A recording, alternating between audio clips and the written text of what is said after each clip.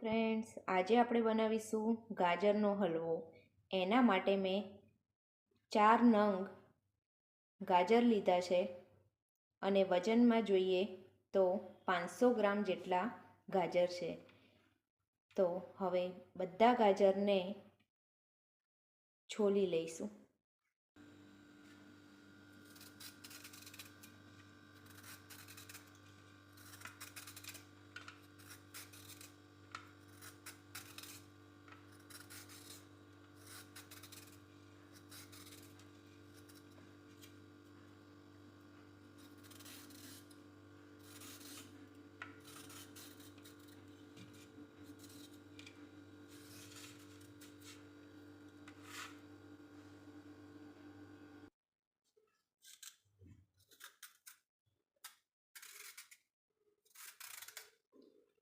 આ રીતે બધા ગાજરને છોલી લેવાના.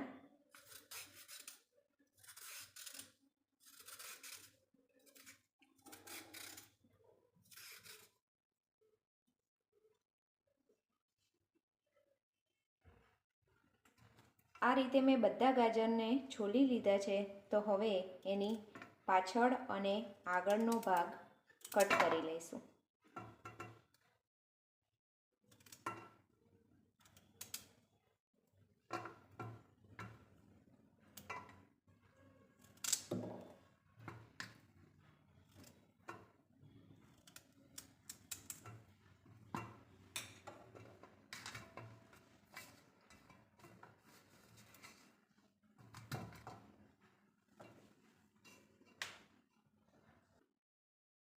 ગાજરને વચ્ચેથી કટ કરીને 2 ભાગ કરી લઈશું.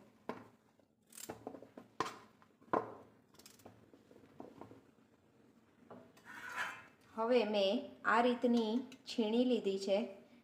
એને આ રીતે ઝીણું ઝીણું છીણ કરી લઈશું.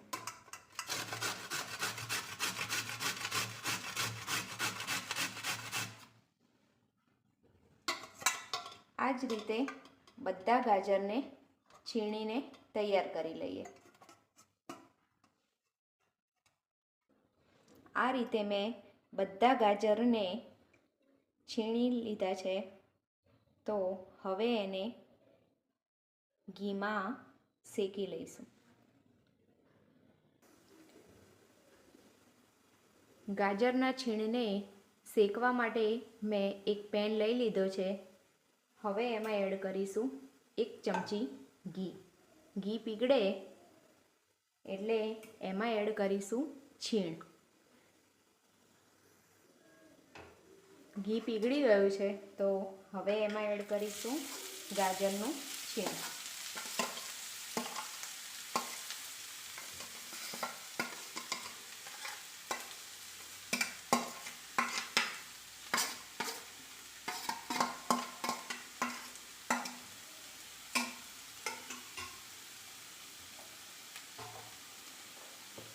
ગેસની ફ્લેમ ધીમી કરી દઈશું અને ધીમે ધીમે હલાવતા રહીશું.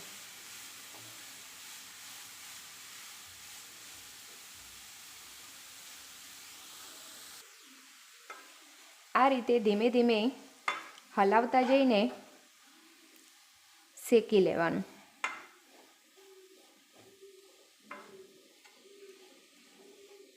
આપણે આમાં વધારે ઘીનો ઉપયોગ નથી કરવાનો.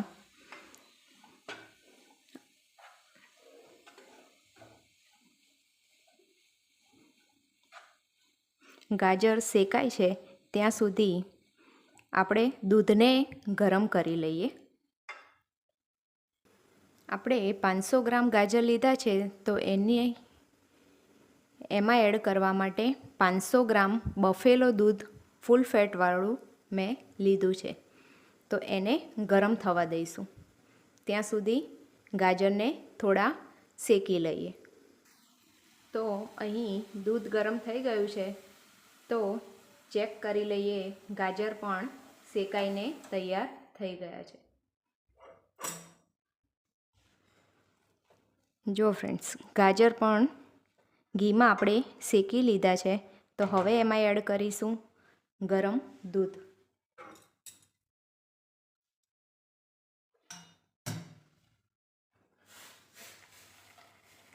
થોડું થોડું કરી અને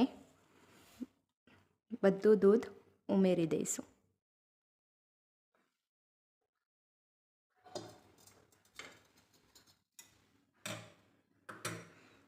ગેસની ફ્લેમ ફૂલ કરી અને એને થવા દઈશું, હલાવતા જઈને.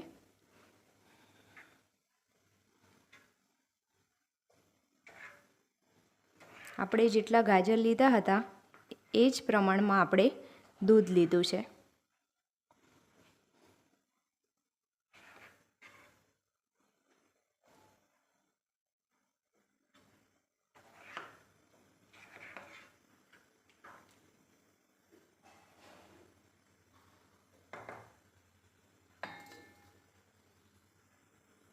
હવે આપણે એમાં એડ કરીશું 4-5 ઇલાયચીને આ રીતે મેં ક્રશ કરીને લીધી છે, એને એડ કરી દઈશું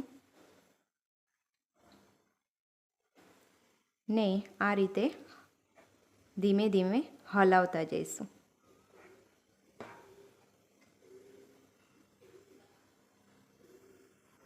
એમાં એડ કરીશું અડધી વાટકી ખાંડ. તમે તમારા ટેસ્ટ પ્રમાણે વધુ કે ઓછું કરી શકો છો.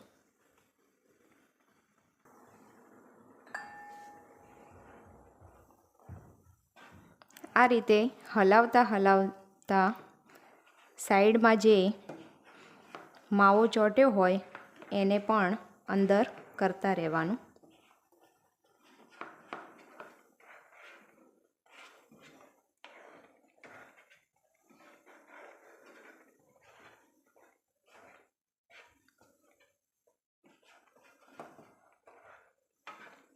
જેથી હલવામાં માવાનું ટેસ્ટ એકદમ સરસ આવે છે.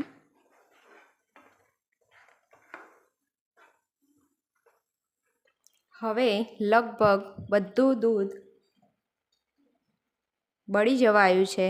તો હવે એમાં એડ કરીશું કાજુ બદામના ટુકડા. અહીં મેં 10થી 15 બદામ અને 10થી 15 કાજુ લીધા છે. એને મેં આ રીતે ઝીણા ઝીણા ટુકડામાં કટ કરી લીધા છે. તો હવે એને હલાવતા જઈને બધું દૂધ ગાજર સાથે મિક્સ થઈ જાય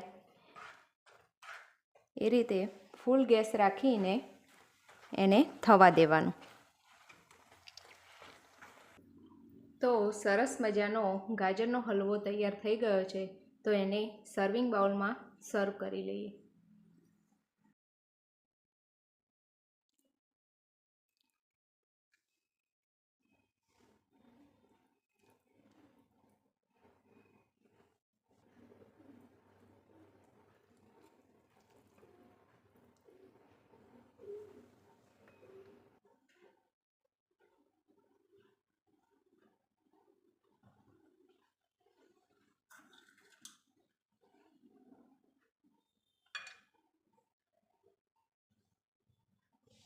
તો સરસ મજાનો ગાજરનો હલવો તૈયાર છે.